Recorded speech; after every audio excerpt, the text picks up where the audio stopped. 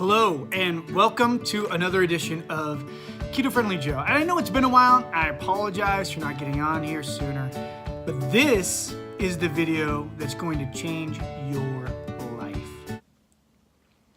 Today, we're going to talk about intermittent fasting, but we're going to talk about the science behind it. We're going to talk about the strategies that are built into it. There's a couple of things we want to understand right up front. One, did you know that you already have all of the fat cells that you're ever going to have in your entire life? And that the only way to get rid of fat cells is to have them surgically removed. Now some of you are like, wait a second, wait, Joe, what about, people say all the time, you eat the fat away. What they're talking about is contracting your fat cells. But you have the exact number of fat cells that you started off with in life, that you've maintained throughout your entire life. The difference is the size has gone up or down. So it's important to understand that right up front so that you understand how ketosis works, and then we talk about the relationship between ketosis and intermittent fasting.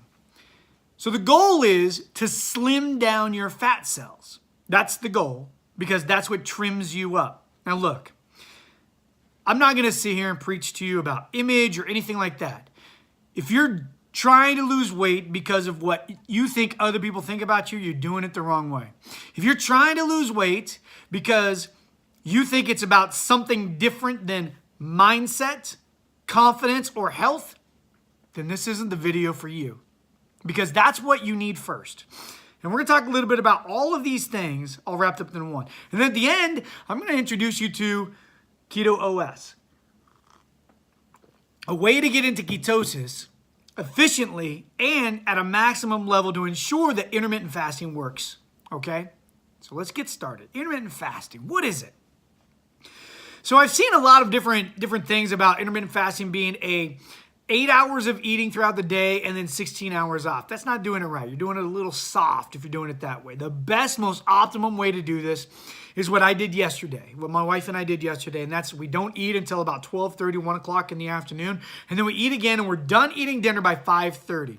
So we have two meals. We have a lunch, and then we have a dinner.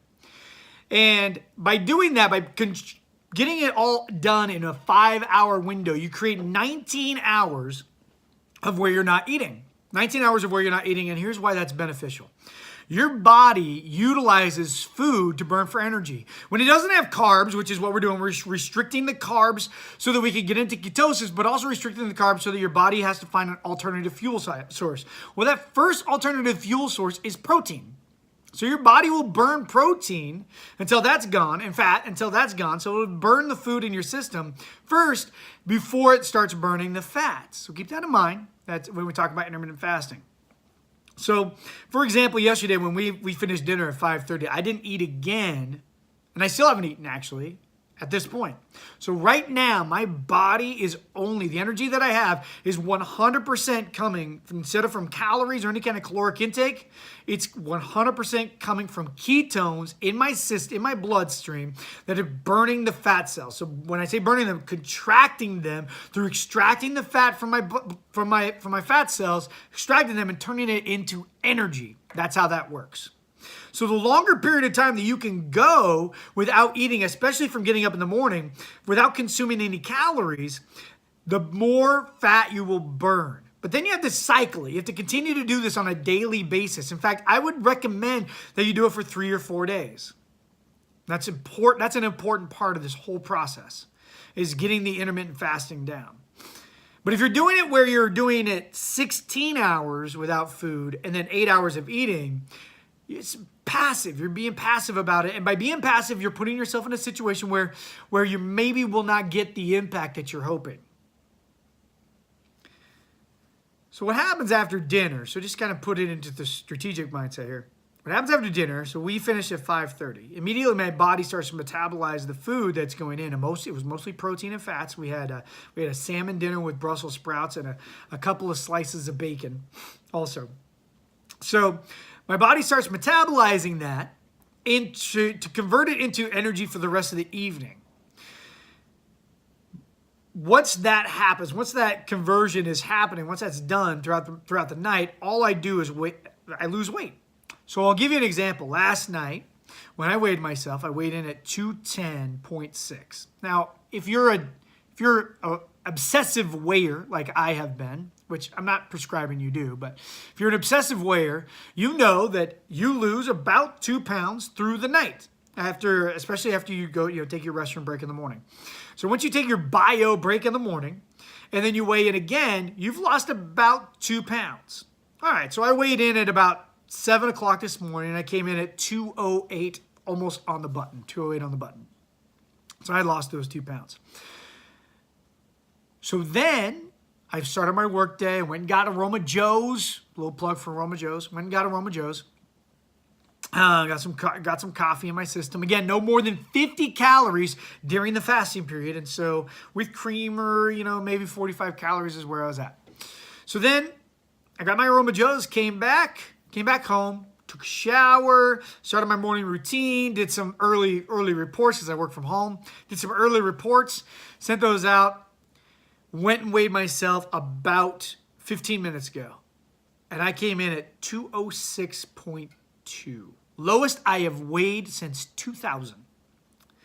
206.2. And that is 100% because the last 2 days I've intermittent fasted. Now, you're going to lose weight occasionally anyway.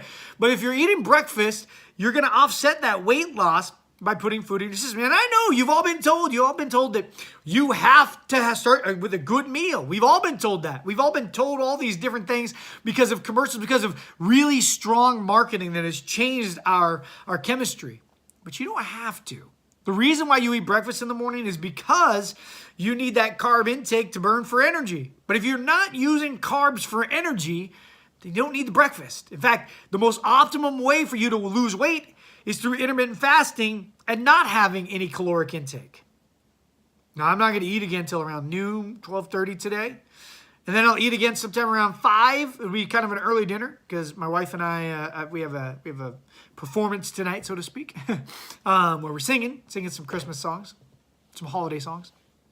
We are, anyway, so, and then I'm going to intermittent fast again tomorrow.